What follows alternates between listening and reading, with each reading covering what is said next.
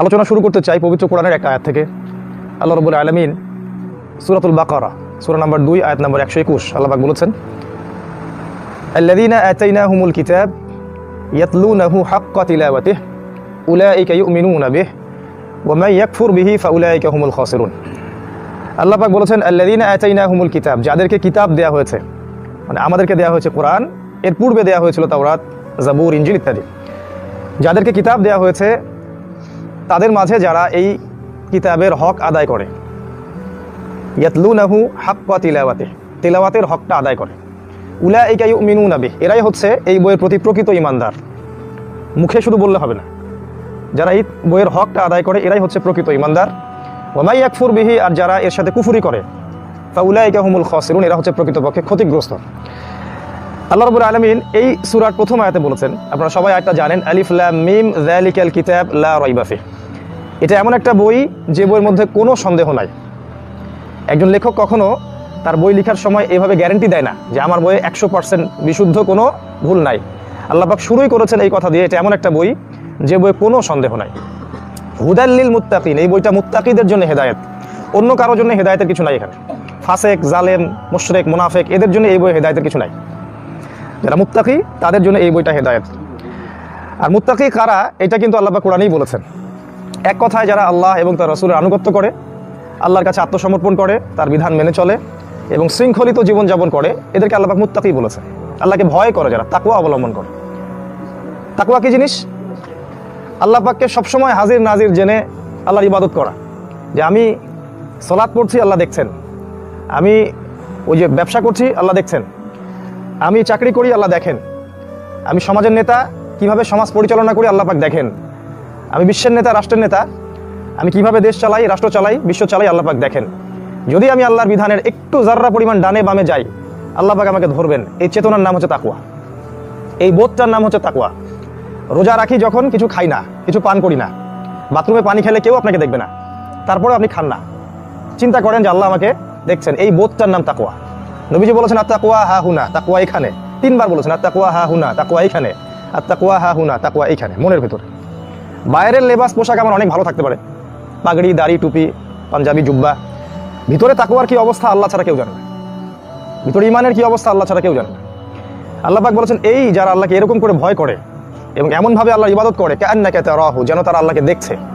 ফাইল্লাম তাকুন তারাহ ফাইন্নাহু ইয়ারাক, যদি তুমি আল্লাহকে দেখতে না পাও, বিশ্বাস রাখবে আল্লাহ তোমাকে দেখছেন। এভাবে যারা আল্লাহর ইবাদত করে এরা মুত্তাকি। আর কোরআন এই মুত্তাকিদের জন্য হেদায়েত।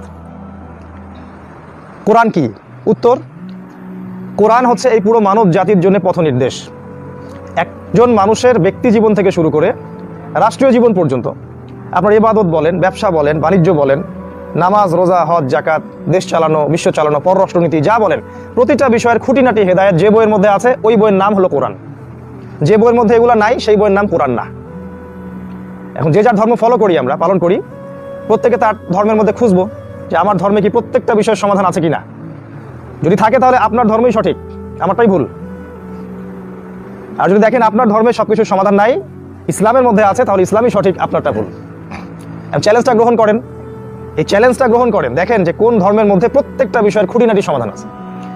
কেমন করে নামাজ পড়বেন আল্লাহ তার রাসূল বলে দিয়েছেন, রোজা রাখবেন কিভাবে বলে দিয়েছেন, হজ করবেন কেমন করে, জাকাত দিবেন কিভাবে, কখন জাকাত দিবেন, প্রতিবেশীর হক কেমন হবে, পিতামাতার সাথে কেমন ব্যবহার করবেন, স্ত্রীর সাথে আপনার ব্যবহার কেমন হবে, সম্পত্তি কেমন করে বন্টন করবেন, মারা গেলে মানুষকে কেমন করে দাফন কাফন দিবেন, আপনাকে আল্লাহ ক্ষমতা দিয়েছেন, সমাজ চালাবেন কিভাবে, দেশ চালাবেন কিভাবে, অন্য দেশের সাথে কিভাবে আপনি কূটনৈতিক সম্পর্ক করবেন, সব কিছু A to Z যে বইয়ের মধ্যে আছে সেই বইয়ের নাম কোরআন।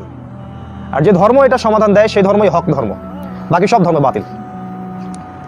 এখন আমরা এটা চ্যালেঞ্জ গ্রহণ করার আহ্বান জানাই, চ্যালেঞ্জটা গ্রহণ করে দেখুক সবাই, সবার ধর্মগ্রন্থ দেখুক যে কোন ধর্মগ্রন্থে প্রত্যেকটা বিষয়ের সমাধান দেওয়া আছে। এবার আল্লাহর কথা শোনেন, আল্লাহ পাক কি বলছেন। আল্লাহ পাক বলছেন সূরা কাহাফের মধ্যে আছে 54 নম্বর আয়াতে, আল্লাহ বলছেন ওয়ালাকাদ সাররাফনা ফি হাদাল কুরআন লিন-নাস মিন কুল্লি মাসাল। আল্লাহ বলছেন এই কোরআনের মধ্যে আমি মানব জাতির জন্য প্রত্যেকটা বিষয় ভেঙে ভেঙে ব্যাখ্যা করেছি। কার কথা এটা? আমি মানব জাতির জন্য এই কোরআনের মধ্যেই, এই বইয়ের মধ্যেই প্রত্যেকটা বিষয়ে ভেঙে ভেঙে ব্যাখ্যা করেছি। ওয়া কানাল ইনসান আকসারা শাইইন জাদালা, কিন্তু মানুষ বেশিরভাগ বিষয় বিতর্ক করতে পছন্দ করে, মানতে চায় না। সূরা নাহাল পড়বেন, সেখানে 89 নম্বর আয়াতে গিয়ে দেখবেন আছে, আল্লাহ পাক বলেছেন ওয়া নাযালনা আলাইকাল কিতাব, হে নবী আমি আপনার প্রতি এমন কিতাব নাজিল করেছি, এমন একটা বই নাজিল করেছি, তিবিয়ানান লিকুল্লি শাই, যে বইটা প্রত্যেকটা বিষয়ের ব্যাখ্যা, প্রতিটা বিষয়ের ব্যাখ্যা, ওয়া হুদান, এবং এটা হলো হেদায়েত, ওয়া রাহমাতান, এবং এই বইটা হচ্ছে দয়া, ওয়া বুশরা, এবং সুসংবাদ, কাদের জন্য? লিল মুসলিমিন, মুসলিমদের জন্য। ওয়া মান আসদাকু মিনাল্লাহি হাদিসা, আল্লাহর চেয়ে সত্য কথা কি কেউ বলতে পারে? তো আল্লাহ পাকের কথা হচ্ছে, আল্লাহ বলছেন যে কোরআনের মধ্যে আল্লাহ প্রতিটা বিষয় ব্যাখ্যা করেছেন। তাহলে কোরআনের সংজ্ঞা কি? যে বই মানব জাতির ইহকালীন কল্যাণ পরকালীন মুক্তি দিতে পারে, এই বইয়ের নাম কোরআন। যে বইটা আপনার বাসায় আছে ওইটার নাম কোরআন না, কারণ আপনি তার হক আদায় করেননি, ওইটাকে আপনি ফেলে রেখেছেন পরিত্যক্ত বই হিসাবে। কোরআন শব্দের অর্থ কি?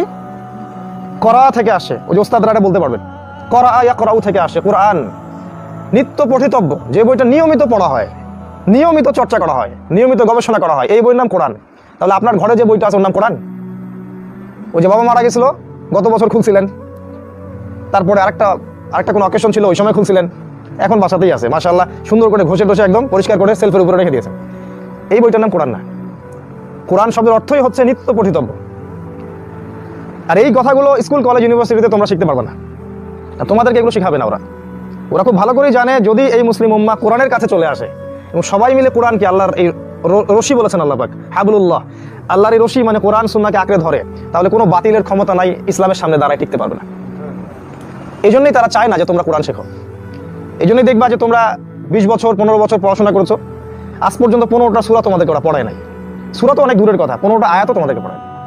জিজ্ঞাসা করে দেখেন, আপনার ছেলেটা তো মাস্টার্স পাস করছে, ডক্টরেট করছে, বাইরে থেকে পিএইচডি ডিগ্রি করে আসছে, তাই না? ওকে বলেন নবী সাল্লাল্লাহু আলাইহি ওয়াসাল্লামের স্ত্রীদের নাম একটু বলো দেখি। আমাদের নবীজি কত হিজরিতে বদরের যুদ্ধ করছেন একটু বলো দেখি। উহুদে কতজন সাহাবী রক্ত দিলেন বলো দেখি। আবু হুরায়রা রাদিয়াল্লাহু আনহুর আসল নাম কি একটু বলো দেখি, বা ইমাম বুখারীর আসল নামটা কি এটা বলো। কিছু বলতে পারবে না। তাহলে এই যে 20-25 বছর পড়াশোনা করলো সেকুলার এডুকেশন সিস্টেমে, ওর জীবনের সময় নষ্ট, ওর টাকা নষ্ট, ওর মানে কি বলবো এক কথা যৌবনটা নষ্ট।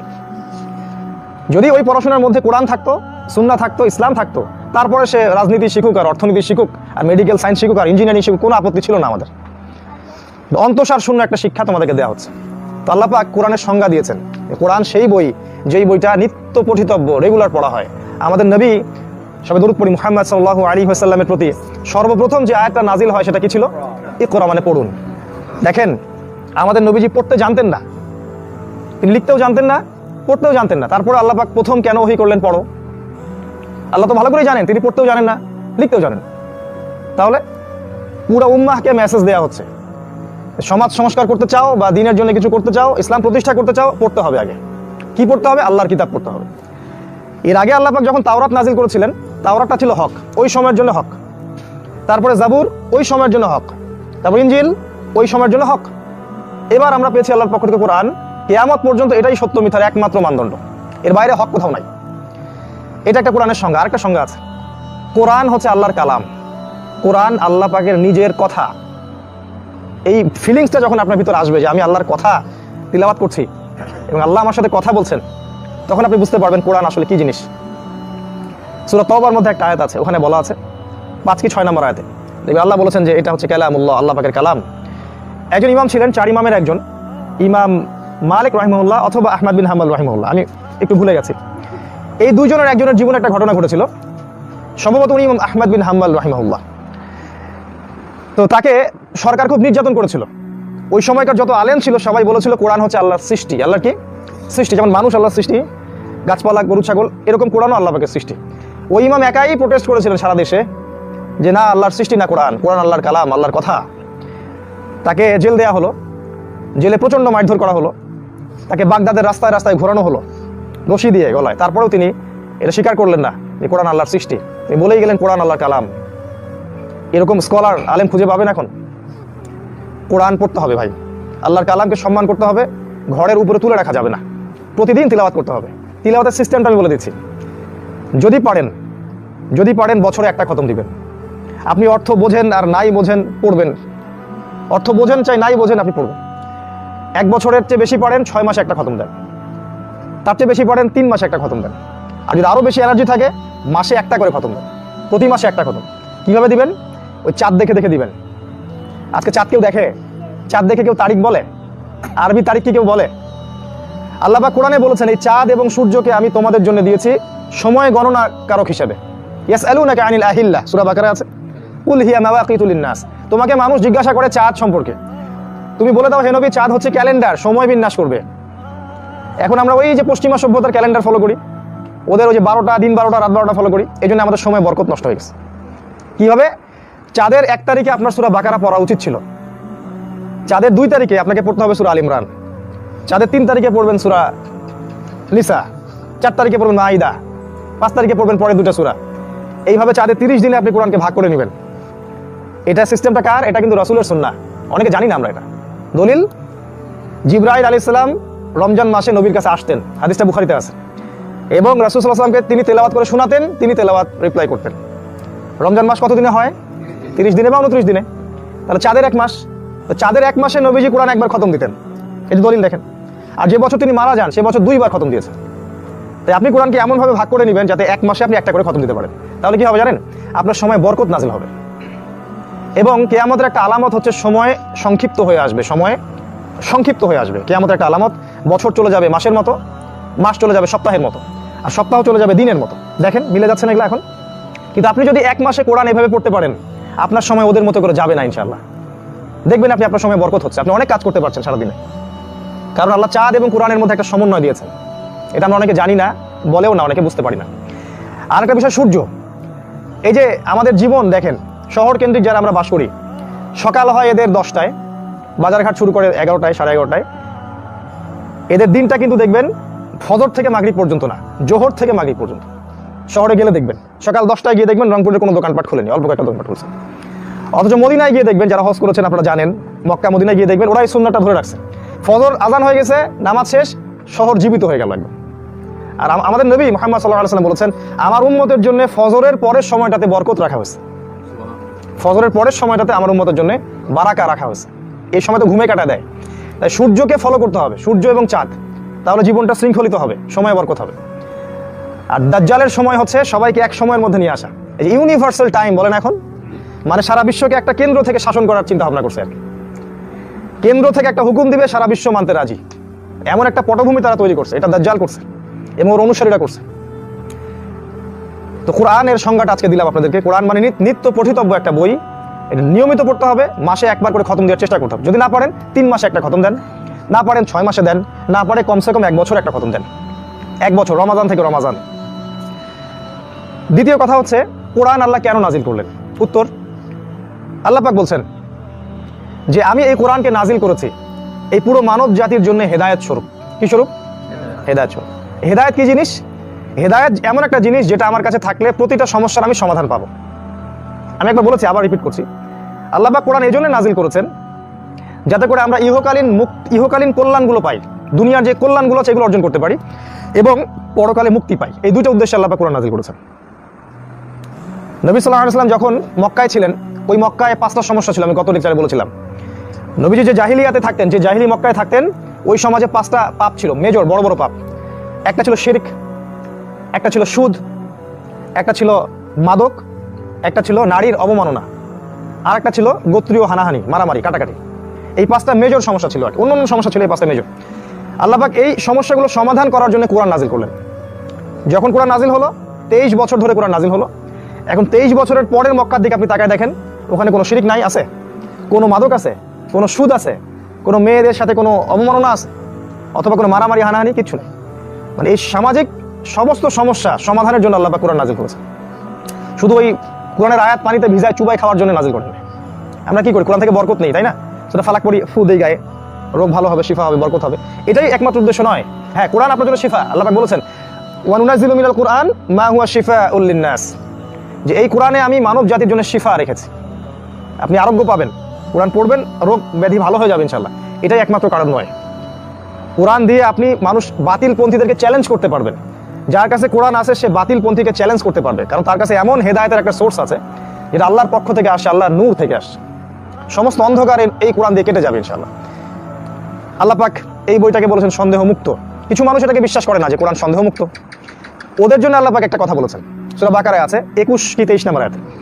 আল্লাহ বলেছেন, ওয়া ইন কুনতুম ফি রাইবিম মিম্মা নাযালনা আলা আবদিনা ফাতু বিসূরাতিন মিন মিথলিহি।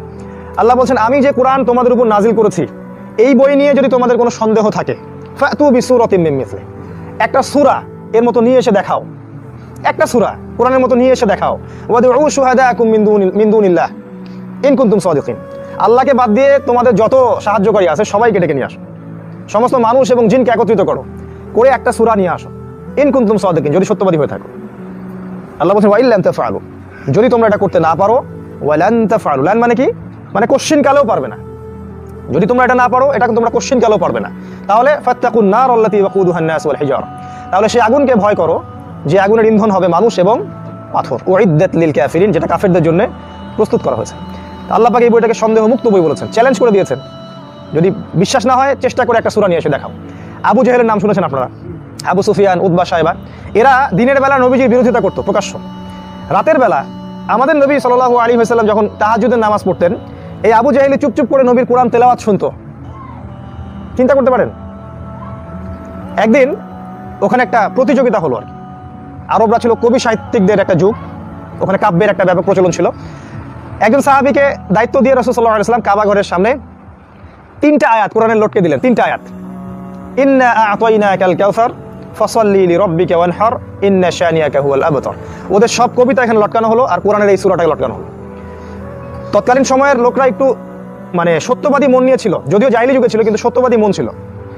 এরা এই সূরাটা পড়লো গভীর মনোযোগ দিয়ে, পড়ে বলল, নিচে লিখে দিল লাইসা হাদা কালামুল বাশার, মিল রেখে ওই যে শেষের একটা কি ইন্না শানিয়াকা হুয়াল আবতার, নিচেরও লিখে দিল লাইসা হাদা কালামুল বাশার, এটা কোনো মানুষের কথা নয়, ওরাই লিখে দিল। এটা কাবা ঘরের ঘটনা ঘটেছে। একবার তারা কোরআনকে বলল এটা হচ্ছে জাদু, আল্লাহ পাক সূরা হাক্কার মধ্যে নাজিল করলেন এটা কোনো গণকের কথা নয়।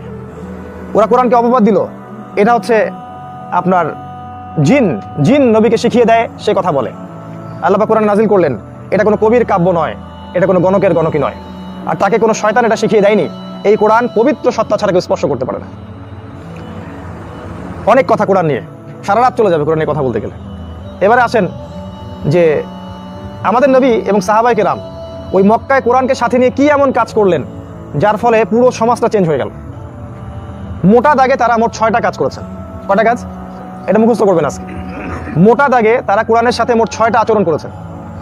এই 6টা কাজ যদি আপনি আমি আজকেও করতে পারি, ইনশাআল্লাহ এই কোরআনের বিধান আজও বাস্তবায়ন হবে ইনশাআল্লাহ তাআলা। মানুষ আবারও কোরআনের পথে চলে আসবে ইনশাআল্লাহ, এবং সমাজের সমস্ত দুর্নীতি, পাপাচার, সুদ, ঘুষ, ব্যভিচার দূর হয়ে যাবে ইনশাআল্লাহ, এবং সেটা সামনে হবেও। আমরা না করলে আল্লাহ পাক আমাদেরকে সরিয়ে দিবেন, দিয়ে অন্য কওমকে নিয়ে আসবেন, ওরা করবে। ওরা না পারলে আপনার বাচ্চারা করবে। এরা না করলে আল্লাহ পাক খ্রিস্টান, ইহুদি, মুশরিকদেরকে হেদায়েত দিয়ে নিয়ে আসবেন, ওরা করবে। তারাও না করলে আল্লাহ পাক ইমাম মাহদি এবং ঈসা আলাইহিস সালামকে দিয়ে করাবেন। কিন্তু হবেই এটা। আল্লাহ পাক একটা সময় দিয়েছেন আমাদেরকে, টেস্ট করছেন, পরীক্ষা। 6টা কাজ। 1 নাম্বার, সাহাবায়ে কেরাম এবং নবী সাল্লাল্লাহু আলাইহি ওয়াসাল্লাম প্রথমত তারা আল কোরআনকে বিশুদ্ধ করে তেলাওয়াত করা শিখেছেন, এটা 1 নাম্বার। 2 নাম্বার, তারা প্রত্যেকেই কোরআনের অর্থটা বুঝতেন, 3 নাম্বার, তারা কোরআনের আদেশগুলোকে মেনে চলতেন, প্রত্যেকটা আদেশ তারা অক্ষরে অক্ষরে পালন করতেন। 4, তারা কোরআনের সমস্ত নিষেধ বর্জন করতেন। 5, তারা কোরআনের দাওয়াত মানুষের ঘরে ঘরে পৌঁছে দিয়েছিলেন। আর 6, কোরআনের যে বিধান, শাসন বা আইনগুলো আছে এটাকে তারা তাদের ব্যক্তি, পরিবার, সমাজে বাস্তবায়ন করেছিলেন। এই 6টা কাজ করেছিলেন বলেই আপনি 23 বছর পরে মক্কায় কোনো সুদ পাবেন না, কোনো জিনা পাবেন না, কোনো ধর্ষণ পাবেন না, কোনো শিরক পাবেন না, বেপরদামি পাবেন না, বেহায়ামি পাবেন না, এই যে আমানতের খেয়ানত পাবেন না, সুদ ঘুষ পাবেন না, আপনি ভাইয়ে ভাইয়ে কোনো মারামারি পাবেন না। পুরো সমাজটা দেখবেন আলোকিত সমাজ। এই মানুষগুলোই আগে পরস্পর মারামারি করতো, কাটাকাটি করতো, এই মানুষগুলোই আগে জিনা করতো, এই মানুষগুলোই সুদ খাইতো, কিন্তু এই মানুষগুলোই মদ খাইতো, মেয়েদেরকে জীবন্ত কবর দিত, এই মানুষগুলোই। 23 বছর পর আপনি এরকম একটা মানুষ খুঁজে পাবেন না। আজকে এই বিশ্বের বড় বড় যারা মোড়ল, এরা অনেক অনেক আদর্শের কথা বলে, এই গণতন্ত্রের কথা বলে, ধর্মনিরপেক্ষতাবাদের কথা বলে, কমিউনিজমের কথা বলে, হ্যাঁ, কত মতবাদ, কত দর্শন। আজ পর্যন্ত কি একটা সমাজকে 100% পাপ মুক্ত করতে পারছে কোনো দর্শন? কোনো ধর্মনিরপেক্ষতা বাদ দিয়ে কি সমাজের সব পাপ মিটে গেছে? গণতন্ত্র দিয়ে সমাজের সব পাপ চলে গেছে? কমিউনিজম মানে হাতের 5 আঙ্গুল সমান, আপনার কাছে 10 টাকা, আমার কাছে 10 টাকা থাকতে হবে, আপনার কাছে 11 টাকা থাকতে পারবে না, এটা কমিউনিজম। পাগলের মতবাদ। আল্লাহ পাক কোরআনে বলেছেন আমি ধনী গরিবকে সৃষ্টি করেছি যাতে করে তোমাদের মাঝে সাম্যাবস্থা থাকে, একজন আরেকজনের দ্বারা উপকৃত হতে পারো। এরা হাতের 5 আঙ্গুল সমান করে দিতে চায়। হয়েছে কিছু সমাজে? কিন্তু কোরআনের কথা তাদের হজম হয় না, সুন্নাহর কথা, ইসলামের কথা এগুলো ওদের গায়ে লাগে। এটাকে মনে হয় মৌলবাদী কথা, সন্ত্রাসীদের কথা, জঙ্গিদের কথা। আল্লাহ পাক তাদের হেদায়েত দান করুক, আল্লাহুম্মা আমিন। আমি 6টা পয়েন্ট আপনাদেরকে একটু বুঝিয়ে দিচ্ছি আজকে কিভাবে করবেন। 1 নাম্বার, কোরআন তিলাওয়াত করা শিখবেন। কিভাবে শিখবেন? আমার এই অল্প বয়সে যতটুকু আমি পড়াশোনা করেছি এবং করিয়েছি মানুষকে, আমার বিশ্বাস একজন ব্যক্তি যে আলিফ বা তা চিনে না, এর কোরআন পড়া শিখতে সর্বোচ্চ সময় লাগতে পারে 3 মাস, এর বেশি লাগার কথা না। একটা ব্যক্তি যে আলিফ বা তাসা কিছুই চেনে না, এরকম ব্যক্তি কোরআন তেলাওয়াত করা শিখতে পারবে মাত্র 3 মাস ইনশাআল্লাহ। যদি আপনি সপ্তাহে 3 দিন করেও সময় দেন, 3টা মাস লেগে থাকেন, আপনি কোরআন তেলাওয়াত করা শিখতে পারবেন ইনশাআল্লাহ। মসজিদে মক্তব চালু করতে পারেন, স্থানীয় মাদ্রাসায় আপনারা একটা ব্যাচ করতে পারেন। একজন আলেমকে, একজন উস্তাদের সাথে কথা বললেন, তার সাথে কন্ট্যাক্ট করলেন, 3 মাস কন্টিনিউয়াসলি আল্লাহর জন্য, পরকালের জন্য, আল্লাহর কালাম শেখার স্বার্থে একটু কষ্ট করলেন, পরিশ্রম করলেন, ওস্তাদকে সময় দিলেন, তার কথা মেনে চললেন, দেখবেন 3 মাস পর আপনি ইনশাআল্লাহ বিশুদ্ধ করে কোরআন তেলাওয়াত করতে পারবেন ইনশাআল্লাহ। এখানে শয়তান আপনাকে 3টা ধোঁকা দিবে, শোনেন, 3টা ধোঁকা আপনাকে শয়তান দিবে।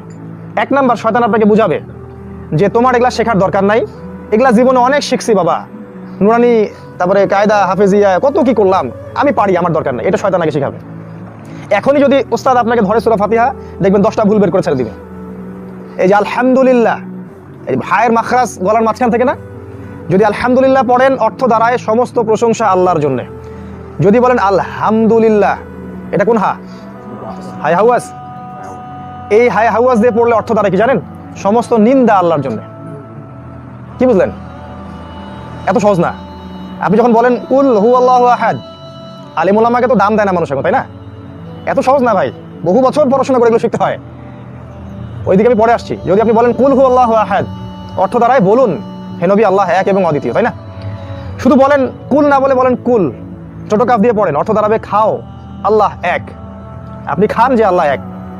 যদি পড়েন আলিফ লাম মিম যালিকাল কিতাব লা রাইবা ফি, এটা এমন একটা বই যে বই কোনো সন্দেহ নাই, আমি লাই কিন্তু টান দিছি, লা রাইবা ফি, টান না দেই, বলি যালিকাল কিতাব লা রাইবা ফি, অর্থ চেঞ্জ হয়ে যাবে। অর্থ হবে এটা এমন একটা বই যে বই অবশ্যই সন্দেহ আছে, এটা এমন একটা বই যে বই অবশ্যই সন্দেহ আছে। ইমান না কুফর? বুঝতেছেন না কথা? ইমান না কুফর? কুফর। যদি বলেন কুল ইয়া আইয়ুহাল কাফিরুন, হে কাফেররা, লা আ'বুদু মা তা'বুদুন, আমি তার ইবাদত করি না যার ইবাদত তোমরা করো, এটা তো ইমান। আর যদি বলেন লা আ'বুদু মা তা'বুদুন, অর্থ আমি অবশ্যই তার ইবাদত করি যার ইবাদত তোমরা করো, এটা কি? কুফর। তো মাখরাজ, মদ, এই জিনিসগুলো ভালো করে শিখে তাসবিদের সাথে কোরআন তেলাওয়াত করতে হবে। চেষ্টা করেন, তারপরে যদি না আসে আল্লাহ মাফ করে দেবেন ইনশাআল্লাহ। তো আপনাকে তো চেষ্টা করতে হবে। সারা জীবন 10, 15, 20 বছর বিসিএস ক্যাডার হওয়ার জন্য মাথার ঘাম পায়ে ফেলে একদম একাকার করে ফেলালেন, আল্লাহর কালাম পড়ার সৌভাগ্য হলো না, এর মতো হতভাগা কোনো মানুষ হতে পারে পৃথিবীতে? মাঝে মাঝে আমার রাগ হয়, রাগ হওয়ার জন্য রাগ হচ্ছে না, বিবেককে নাড়া দেওয়ার জন্য রাগ হচ্ছে। কষ্ট হয়, সারাটা জীবন 10,000 বই পড়লো, 10 লক্ষ টাকা খরচ করছে মনে করেন প্রতি সেমিস্টারে, বছর বছর, কত দূরে গিয়ে আছে, আবাসিক, খাবার কষ্ট, থাকার কষ্ট, সময়ের কষ্ট, রাত জেগে পড়ে, আল্লাহর কালাম পড়তে পারে না, মিসকিন, দিনের মিসকিন। এই ব্যক্তির জন্য কেমন করে কোরআন তার পক্ষে সাক্ষী দিবে বলেন? যদি আপনি বিশুদ্ধ করে কোরআন তেলাওয়াত করা শিখেন, তাহলে অনেক অনেক ফজিলত পাবেন। কয়েকটা ফজিলত বলছি। আমাদের নবীজি বলেছেন বিশুদ্ধ করে কোরআন তেলাওয়াত করবেন, প্রত্যেক হরফে আপনি 10টা করে নেকি পাবেন। আলিফ লাম মিম বলবেন, 30 নেকি হয়ে যাবে ইনশাআল্লাহ। শুধু আলিফ লাম মিম বললে 10টা নেকি হবে না, আলিফে 10, লামে 10, মিমে 10, 30 নেকি। রমজান মাসে পড়লে আরো 70 দিয়ে কি হয়? গুণ হবে। আপনি যখন বিশুদ্ধ করে পড়া শিখবেন, তখন আপনি কোরআন কিছু অংশ মুখস্থ করবেন, তখন আপনি প্রত্যেক ফরজ নামাজের পর আয়াতুল কুরসি পড়তে পারবেন। আর যে ব্যক্তি প্রত্যেক ফরজ নামাজের পর আয়াতুল কুরসি পড়ে, তার জান্নাতে যাওয়ার জন্য একটাই বাধা, তার মউত, মৃত্যু হলেই সে জান্নাতে চলে যাবে ইনশাআল্লাহ। আমাদের নবীজি বলেছেন কেউ যদি রাতের বেলা সূরাতুল মুলক তেলাওয়াত করে, কোন সূরা? তাবারাকাল্লাযী বিয়াদিহিল মুলক। নবীজি বলেছেন সাল্লাল্লাহু আলাইহি ওয়াসাল্লাম, নবীর নাম আসলে দরুদ মনে মনে পড়বেন, এই ব্যক্তিকে আল্লাহ পাক কবরের আযাব থেকে রক্ষা করবেন ইনশাআল্লাহ। কবরে কেউ যাবে? সূরা মুলক আপনার সাথে যাবে, আপনার কবরের সূরা মুলক আপনার সাথে যাবে। কেউ যাবে না, যার জন্য আপনি সারা জীবন নষ্ট করছেন। ওই বউ, ওই বাচ্চা, ওই চাকরি, ওই ব্যবসা, এই যে জনগণ, দেশের জনগণ, জনগণের কল্যাণে কাজ করি, জনগণের কল্যাণে আল্লাহ বিরোধী কাজ করি, ওই জনগণের কেউ যাবে না কবরে। যাবে? সূরা মুলক যাবে আপনার কবরে। নবীজি বলেছেন একজন যুবকের বেশে সে আসবে এবং কবরের আযাবকে ঠেকিয়ে দিবে। সুবহানাল্লাহ, বিশাল ব্যাপার। নবীজি বলেছেন সাল্লাল্লাহু আলাইহি ওয়াসাল্লাম যে ব্যক্তি সূরা বাকারা তিলাওয়াত করবে, ওই ঘর থেকে শয়তান দূর দূর করে পালিয়ে যাবে, চলে যাবে। যে ঘরে সূরা বাকারা তেলাওয়াত করা হয়, ওই ঘরে শয়তান প্রবেশ করে না, থাকতে পারে না। নবী সাল্লাল্লাহু আলাইহি ওয়াসাল্লাম বলেছেন যে ব্যক্তি সূরা আল ইমরান এবং বাকারা তেলাওয়াত করবে, কিয়ামতের মাঠে এই দুটো সূরা ছায়া দিবে তাকে, ছায়া দিবে। ওই সময় সূর্য কোথায় থাকবে ভাই? ভালো করে জানেন আপনারা কোথায় থাকবে? ওই দিন আপনাকে ছায়া দিবে সূরা বাকারা এবং সূরাতুল আল ইমরান। আজকে জুমার দিন ছিল, সূরাতুল কাহফ তেলাওয়াত করা সুন্নাহ। নবীজি বলেছেন যে ব্যক্তি জুমার দিন সূরা কাহফ তেলাওয়াত করবে, আল্লাহ পাক তাকে দাজ্জালের ফিতনা থেকেও বাঁচিয়ে রাখবেন। দাজ্জালের ফিতনা কি জিনিস বুঝতে পারবেন না, মানে এমন ফিতনা যে মানুষ ফিতনায় পড়ে থাকলেও মনে করবে আমি ফিতনায় নাই, ও বুঝতেই পারবে না যে ফিতনার মধ্যে আছে। এই যে হাজারটা মেয়ে রাস্তাঘাটে ল্যাংটা হয়ে ঘুরছে না, এরা কি মনে করে যে আমরা কোনো খারাপ কাজ করছি, আমরা কোনো ফিতনার মধ্যে আছি? তারা তো মনে করে আমরা পুরুষের কাঁধে কাঁধ মিলিয়ে জাতি বিনির্মাণে এগিয়ে যাচ্ছি। আর আমাদের নবীজি বলেছেন এরা দাজ্জালের শেষ অনুসারী, এই মেয়েরা দাজ্জালের শেষ অনুসারী, ও বের হওয়ার সময় চলে আসছে কাছাকাছি। তিনি বলেছেন এক শ্রেণীর মেয়ে বের হবে শেষ জামানায়, যাদেরকে মুমিন পুরুষরা ঘরে রাখতে পারবে না, ঘরের বাঁধন ছিন্ন করে তারা বের হয়ে চলে যাবে। কারা এরা দেখছেন না? এখন ঘরে রাখতে পারবেন না আপনি, যতই বলেন যতই বুঝান, ব্রেন ওয়াশড, বের হয়ে যাবে ওরা বাড়ি থেকে। নবীজি বলেছেন এরা দাজ্জালের শেষ লাস্ট ফলোয়ার। তাহলে দাজ্জাল কত আগে থেকে তার কাজ শুরু করছে চিন্তা করেন। এবার এই দাজ্জালের ফিতনা থেকে আপনাকে বাঁচাবে সূরা কাহফ, যেটা আপনি পড়তে পারেন প্রতি জুমায়। যদি সেটাও না পারেন, নবীজি বলেছেন প্রথম 10টা আয়াত মুখস্থ করবেন সূরা কাহফের। ইনশাআল্লাহ আল্লাহ পাক আপনাকে নূর দিবেন, আলো দিবেন, কিয়ামতের মাঠে এই সূরা আপনার জন্য সুপারিশ করবে ইনশাআল্লাহ। সূরা ফালাক, সূরা নাস, সূরা ইখলাস, ছোট ছোট সূরা, 3বার সূরা ইখলাস পড়লে আপনার কি হবে? এক খতম কোরআনের নেকি পাবেন ইনশাআল্লাহ, কোরআনের 1/3 এটা। আর সূরা ফালাক নাসের ব্যাপারে আসছে সকালে আর সন্ধ্যায় 3বার করে পড়বেন। সকালে মানে ফজরের পরে 3বার সূরা ইখলাস, 3বার সূরা ফালাক, 3বার সূরা নাস, আবার মাগরিবের পরে বা আসরের পরে 3বার। এই ব্যক্তি দৃশ্য অদৃশ্যের সব ক্ষতি থেকে সে বেঁচে থাকবে ইনশাআল্লাহ। আপনাকে খুশি হচ্ছেন না? অনেক ফজিলত আছে। ইয়াসিন, সূরা ইয়াসিনকে বলা হয় নিরাপত্তা, কোরআনের কলিজা। ফজরের পরে পড়বেন, সারাদিন নিরাপত্তা লাভ করবেন ইনশাআল্লাহ। সূরা দুখান, সূরা দুখান পড়বেন ফজরের পরে। হামিম, সূরা দুখান এই জন্য ইম্পর্টেন্ট যে শেষ জামানার একটা নিদর্শন হচ্ছে অচিরেই এই পৃথিবীর একটা বড় অংশ ধোঁয়া দিয়ে ছেয়ে যাবে, ধোঁয়া দিয়ে। আর এই যে ছেয়ে যাবে ধোঁয়া দিয়ে, এটা সূরা দুখানের মধ্যে বলা আছে। আল্লাহ বলেছেন কি জানি আয়াতটা, ইয়াউমা তা'তিস সামাউ বিদুখানিম মুবিন। আল্লাহ পাক বলেছেন ফারতাকিব, তোমরা অপেক্ষা করতে থাকো সেই দিনের জন্য, ইয়াউমা তা'তিস সামাউ বিদুখানিম মুবিন, যেদিন এই পুরো আকাশটা ধোঁয়া দিয়ে ছেয়ে যাবে। কিভাবে হবে এটা? ওই যে বলেছি পারমাণবিক যুদ্ধ সামনে হতে যাচ্ছে, ওই যুদ্ধের ফলে আকাশে ধোঁয়া ছেয়ে যাবে, এটা একটা হতে পারে। অথবা অন্য কোনো মহাবিশ্বের অন্য কোনো জায়গা থেকে কিছু একটা পৃথিবীকে আঘাত করতে পারে, যার ফলে পৃথিবীর আকাশ ধোঁয়া ছেয়ে যাবে, এটা হতে পারে। আল্লাহ ভালো জানেন। সূরা দুখান পড়বেন, তাহলে নিরাপত্তা পাবেন, আপনার হাজত পূর্ণ হবে ইনশাআল্লাহ। সূরা বাকারার শেষ 2টা আয়াত, এটা ইম্পর্টেন্ট। আলী রাদিয়াল্লাহু আনহু বলেছেন কোন বিবেকবান লোক যার বুদ্ধি আছে, এই ব্যক্তির পক্ষে শোভা পায় না যে রাতের বেলা সূরা বাকারার শেষ 2 আয়াত না পড়েই ঘুমিয়ে যাবে। ফজিলতটা কি? কেউ যদি রাতের বেলা সূরা বাকারার শেষ 2টা আয়াত তেলাওয়াত করে, অন্য হাদিসে আসছে শেষ 3টা আয়াত, আমানা রাসূল থেকে ফানসুরুনা আলাল কওমিল কাফিরিন পর্যন্ত, অথবা লিল্লাহি মা ফিস সামাওয়াতি থেকে ফানসুরুনা আলাল কওমিল কাফিরিন পর্যন্ত, এই 3টা বা 2টা আয়াত। আমি 3টা পড়ি, রিস্ক কম। যদি পড়েন সারা রাত আপনি তাহাজ্জুদ পড়লে যে নেকিটা পাইতেন, ওই কাজটা করার জন্য সেই নেকিটা পাবেন। প্রতি রাতে কি তাহাজ্জুদ পড়া হয়? কঠিন কাজ না। সূরা বাকারার শেষ 2টা আয়াত পড়লে আপনি এটা পারবেন ইনশাআল্লাহ। এরকম অসংখ্য ফজিলত আছে কোরআনের। সবচেয়ে বড় কথা, কোরআন আপনাকে সাকিনা দিবে, প্রশান্তি দিবে, টেনশন দূর করবে, আপনার রোগ দূর করে দিবে, আপনার কলিজাকে ঠান্ডা করে দিবে। তার চেয়ে বড় কথা, আল্লাহর সাথে আপনার সম্পর্ক তৈরি হবে। এক সময় দেখবেন কোরআন পড়তে পড়তে আপনার চোখ দিয়ে ধর করে পানি পড়ছে, ওই দিন বুঝতে পারবেন যে কোরআন আপনার কলিজা ভেদ করে ঢুকে গেছে। তার আগ পর্যন্ত বুঝতে পারবেন না। কাবা ঘরে দেখবেন অনেক কারি আছেন তেলাওয়াত করে, তেলাওয়াত করতে করতে ডুকরে কেঁদে ওঠে, দেখেন না? দেখেননি আপনারা উমরা করতে, হজ করতে গিয়ে? মদিনায় দেখবেন অনেক আলেম, অনেক কারি ছিলেন, ওদের অনেক আলেম এখন অবশ্য জেলেও আছে, ইসলামী রাষ্ট্র বলে কথা, তাই না? তো দেখবেন আলেমদের চোখ দিয়ে দর করে পানি পড়ছে, কোরআন তেলাওয়াত করছে, পানি পড়ছে। একবার আমাদের নবী মুহাম্মদ সাল্লাল্লাহু আলাইহি ওয়াসাল্লাম একজন সাহাবীকে ডাকলেন, তার নাম আব্দুল্লাহ ইবনে মাসউদ রাদিয়াল্লাহু আনহু। ডেকে বললেন যে আমার সামনে একটু কোরআন তেলাওয়াত করো তো শুনি। আর সাহাবী বললেন, ইয়া রাসূলুল্লাহ, আপনার উপর কোরআন নাজিল হয়েছে আর আমি আপনার সামনে কোরআন তেলাওয়াত করব? এটা তিরমিজিতে আছে হাদিসটা। তখন আল্লাহর রাসূল সাল্লাল্লাহু আলাইহি ওয়াসাল্লাম বললেন, আমি অন্যের মুখ থেকে কোরআন তেলাওয়াত শুনতেও ভালোবাসি। তখন তিনি কোরআন তেলাওয়াত করা শুরু করলেন, সূরা নিসা পড়া শুরু করলেন। এক পর্যায়ে পড়তে এই আয়াতে যখন আসলেন যে সেদিন কি হবে, ফাকাইফা বিকা ইযা জিনা মিন হাউলাই শাহিদান ওয়া জিনা বিকা আলা হাউলাই শাহিদা, সেদিন কি হবে হে নবী, যেদিন আমি প্রত্যেক উম্মত থেকে একজন করে সাক্ষী বের করব আর আপনাকে এই উম্মতের উপর সাক্ষী হিসেবে আমি উপস্থাপন করব কিয়ামতের মাঠে। এই আয়াতটা যখন চলে আসলো তখন নবীজি বললেন, বাখিন কত যথেষ্ট হয়েছে, থামো থামো থামো, যথেষ্ট হয়েছে, থামো।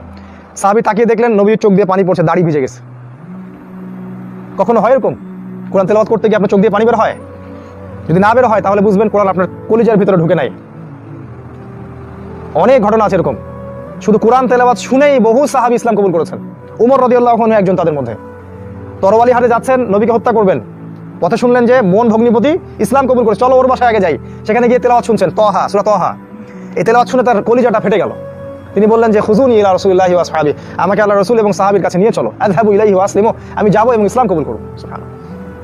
অনেক ঘটনা আছে এরকম, অনেক কাফের কোরআনের তেলাওয়াত শুনে মুসলিম হয়ে গেছে, আর আমরা আজকে কোরআনকে সময় দিতে পারছি না। সূরা ওয়াকিয়া, একজন সাহাবী যখন মারা যাচ্ছেন, তার সম্পত্তি নাই, অল্প কিছু সম্পত্তি, অন্য সাহাবীরা বলছেন ইয়া ইয়া তার নাম ভুলে গেছি আমি, তাকে ডেকে বললেন হে অমুক, তুমি কি মেয়েদের জন্য কিছু রেখে যাবে না? তোমার মেয়েগুলোর ব্যাপারে তোমার দুশ্চিন্তা হচ্ছে না? তখন তিনি বললেন আমার কোনো দুশ্চিন্তা নাই, কারণ আমি আমার মেয়েদেরকে সূরা ওয়াকিয়া পড়তে বলে দিয়েছি। কারণ যে ব্যক্তি সূরা ওয়াকিয়া পড়বে আল্লাহ পাক তাকে সচ্ছল করে দিবে। সচ্ছল, টাকা থাকলে সচ্ছল হয় না কিন্তু মানুষ, আল্লাহর বরকত লাগে। দেখবেন টাকা আছে, অনেক টাকা, হঠাৎ কোনো একটা সমস্যা হলো জীবনে, সব টাকা শেষ, চলে গেল। সুদ খায় খায় বড় পাহাড় করছে টাকার, আল্লাহ পাক ক্যান্সার দিয়ে দিলে টাকা শেষ, হয় না এরকম? আর বরকত অন্য জিনিস, ভ্যান চালায়, রিক্সা চালায়, মাঠে কাজ করে, তৃপ্তির সাথে জীবনযাপন করছে, মাশাআল্লাহ, কোনো অভাব নেই, কোনো টেনশন নাই, কোনো ডায়াবেটিস নাই, কোনো প্রেশার নাই, কিছুই নেই, দেখবেন সুখে আছে। এটাই সুখ, আমরা বলি এটাই সুখ। আমাদের নবীজি এরকম লাইফ লিড করতেন। তাই ভাই আমার আজকে এই যে আমি অনেক দূর থেকে আসছি, রংপুর থেকে, এই আপনাদের মাশাআল্লাহ এই গ্রামের মধ্যে, আমার প্রথম নসিহত হচ্ছে, অনুরোধ যে আগামী রমাজান আসার আগেই যারা কোরআন পড়তে জানেন না, অবশ্যই কোরআন তেলাওয়াত করা শিখে নেন। শয়তানও যে ধোঁকা দিবে আমি অনেক জানি, ওই ধোঁকার মধ্যে যাবেন না। আবারও কোরআন পড়া শিখেন, ভালো করে শিখেন, ওস্তাদের কাছে পড়ে থাকেন, আলেম ওলামা সোহবত ছাড়া শিখতে পারবেন না। আমাদের নবীজি বলেছেন, যখন এই দিন শেখার জন্য কেউ বাড়ি থেকে বের হয়, তার পায়ের নিচে ফেরেশতারা পাখা বিছিয়ে দেন। সুবহানাল্লাহ, আপনি দেখতে পারেন না, ফেরেশতা আপনার সম্মানে পায়ের নিচে পাখা বিছিয়ে দিয়েছে। তিনি বলেছেন, একজন আলেমের সম্মান সাধারণ মানুষের উপর ওই রকম, আমার সম্মান তোমাদের উপর যেরকম। চিন্তা করেছেন? নবীজি বলেছেন, আকাশের চাঁদটা যত উজ্জ্বল অন্য তারার চাইতে, সাধারণ মানুষের উপরে আলেমদের মর্যাদা এতটা উজ্জ্বল। তবে সে আলেম হতে হবে হকপন্থী, সত্য প্রচারে কোনো ভয় পাবে না, আল্লাহ এবং তার রাসূল, আল্লাহ এবং আল্লাহকে ছাড়া অন্য কোনো সত্তাকে ভয় পাবে না, এবং সত্য প্রচারে সে হবে নির্ভীক, সাহসী, হকটাকে হক বলবে, বাতিলটাকে বাতিল বলবে, এটাকে বলা হয় আলেম। এবং জানা অনুযায়ী আমল করবে, জানা অনুযায়ী আমল করবে, ব্যক্তিত্ব থাকবে, চরিত্র, একটা ব্যক্তিত্ব দেখাই। ইমাম মালিক রাহিমাহুল্লাহর কথা বলছি, বা শোনেন, সরকার তাকে গ্রেপ্তার করতে চায়, এই জন্য চিঠি দিল, চিঠি দিয়ে বললো যে এই বাগদাদে চলে আসো, এখনই বাগদাদে চলে আসো। বাগদাদের সব আলেমরা ফতোয়া দিয়েছিল যে ওই যে ঠিকা বিবাহ করাটা জায়েজ। আপনারা বোঝেন কিনা, যে কন্ট্রাক্ট ম্যারেজ, মনে করেন আমি একটা এলাকায় আসলাম, অল্প কিছুর বিনিময়ে একটা মেয়েকে বিয়ে করলাম, এলাকা থেকে চলে গেলাম, বিয়েও বাতিল। এই যে শিয়াদের মধ্যে এই বিয়েটা কিন্তু এখনো আছে, এটা একটা কি জানি বলে, মোতা বিবাহ কিবা ঠিকা, নিকাহে মোতা। তো ইমাম মালিক তিনি এটাতে ফতোয়া দেননি, তাকে সরকার গ্রেপ্তার করবে। এখন হক বললে তো গ্রেপ্তার হতেই হয়, চিঠি দিল তাকে আর কি। বাগদাদে এসে, মনে করেন প্রধানমন্ত্রী চিঠি দিচ্ছে, বাগদাদে আসো, এসে আমার সাথে দেখা করো। আপনাকে দিলাম, কি করবেন? আমাকে চিঠি দিলাম, কি করবেন?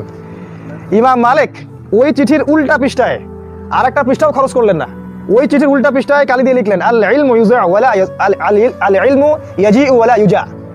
উনি বলছেন জ্ঞানের কাছে আসতে হয়, জ্ঞান কারো কাছে যায় না। সুবহানাল্লাহ, ব্যক্তিত্ব দেখছেন? ব্যক্তিত্ব দেখেন আলেমদের, জ্ঞানের কাছে তুমি আসবা, জ্ঞান কারো কাছে যাবে না।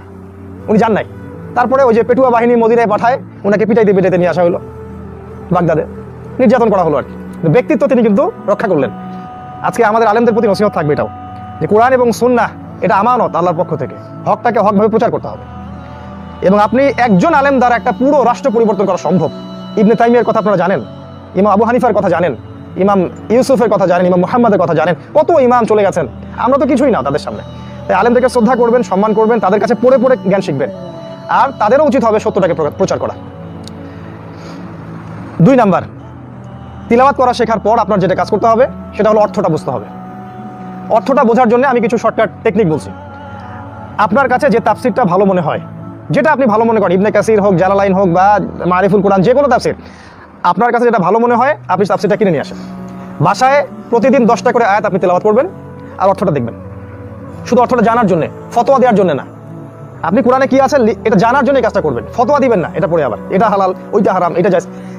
স্পষ্ট জিনিস তো বুঝতে পারবেন, এটা সুদ হারাম, মদ হারাম, শিরক করা হারাম, এটা তো বুঝতে পারবেন। ইখতিলাফি কোনো মাসআলায় আপনি ফতোয়া দিবেন না। এটা হচ্ছে কোরআন অর্থ সব বোঝার একটা ভালো টেকনিক।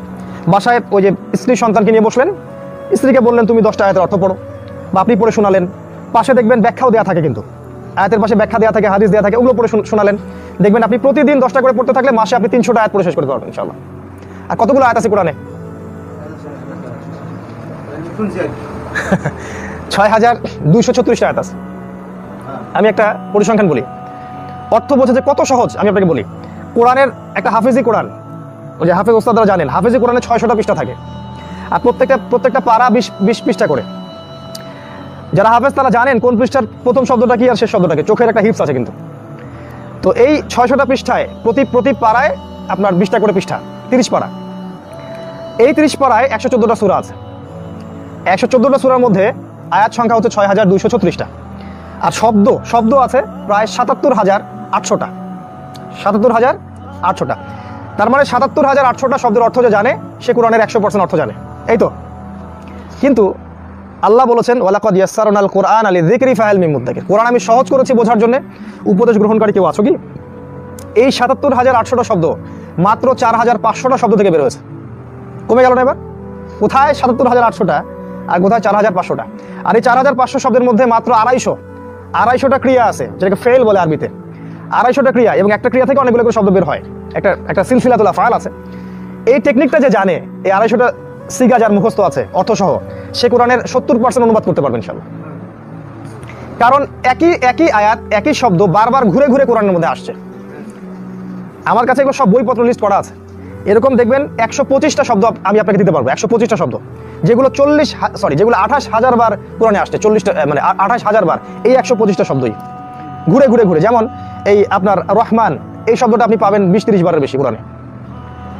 রহিম অনেকবার পাবেন, মালিক অনেকবার পাবেন, না আবুদু পাবেন। সূরা ফাতিহার মধ্যে প্রায় 17-18টা শব্দ আছে। এই শব্দগুলো কোরআনে কয়বার আসছে জানেন? 7,800 বার আসছে এই সূরা ফাতিহা শব্দগুলো। যদি কেউ সূরা ফাতিহা জানে, মানে সেই কোরআনের 7,800টা শব্দ জানে। খুবই সহজ, আমরা ভয় দেখাই মানুষকে আর কি। এখন ইন্টারনেটে যাবেন, অনেক কোর্স বের হয়েছে। একটা কোর্সের নাম বলে দিচ্ছি আমি, understand Quran and Salah. Understand Quran and Salah, যুবকরা বুঝতে পারবে। www.understandquranacademy.com ভিজিট করবা, দেখবা পুরো ক্লাসগুলো বের হয়ে আসবে।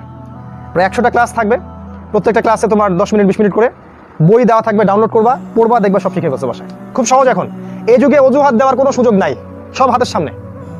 এরকম এই কোর্সগুলো আমরা অনেক মাদ্রাসাতেও দিয়েছি। এই কোর্সটাই আমি নিজে দিয়েছি।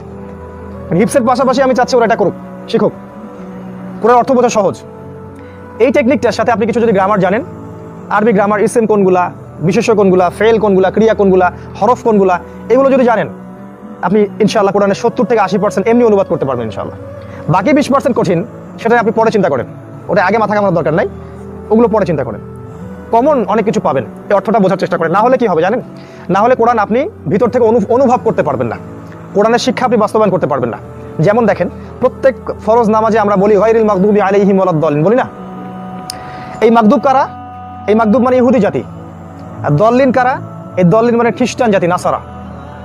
এই আয়াতের অর্থ হচ্ছে, আল্লাহ আমাদেরকে মাগদুবদের উপর তুমি যে গজব দিয়েছো ওইটা আমাদেরকে দিও না, আর দল্লিন পথভ্রষ্টদের পথে আমাদেরকে পরিচালিত করো না।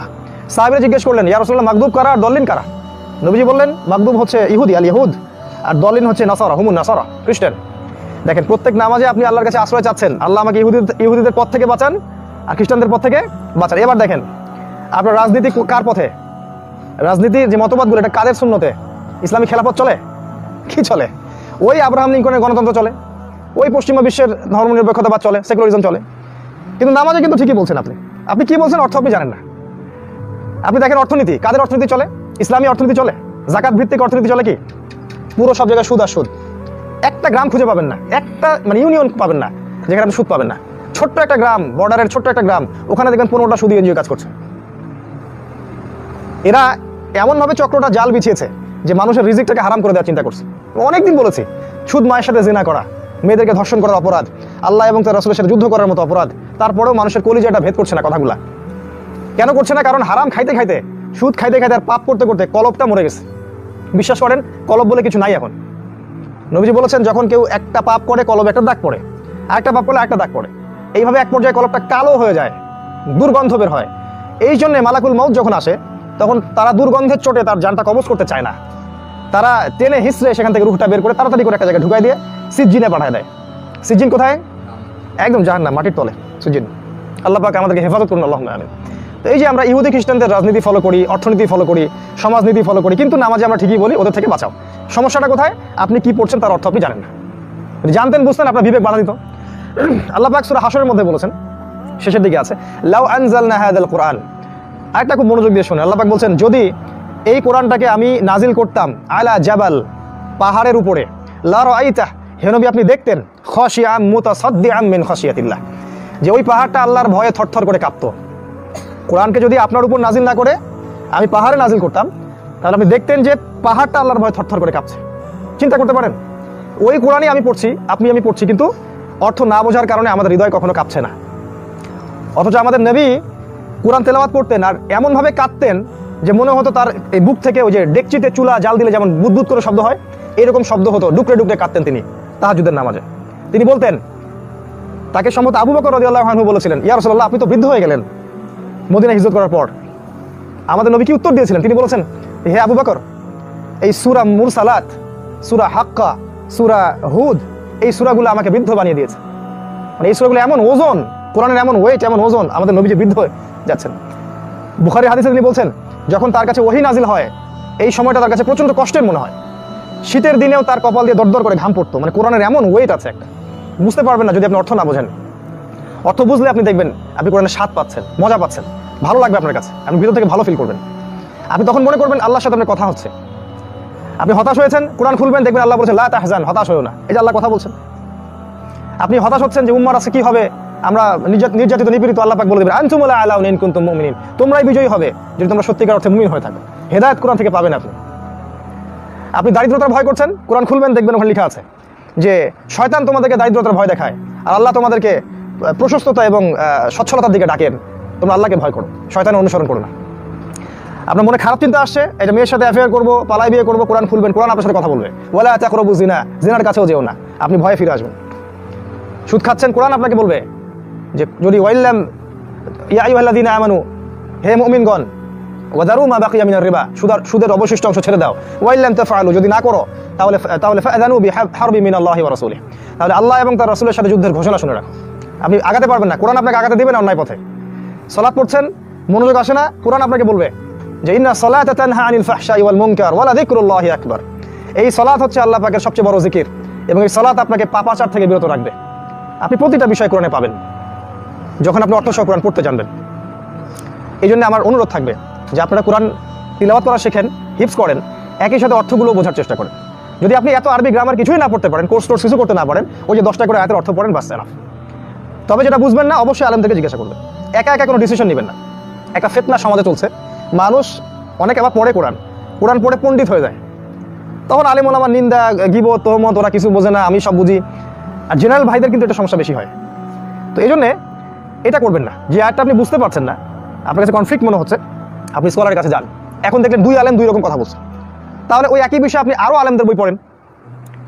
মনে করেন আপনি একটা মাসআলা নিয়ে সংশয়ে পড়েছেন, কি হবে, কোনটা সঠিক, আপনি ওই মাসআলায় একাধিক আলেমের বই এবং লেকচার শোনেন, দেখবেন আপনি একটা পথ খুঁজে পাবেন ইনশাআল্লাহ।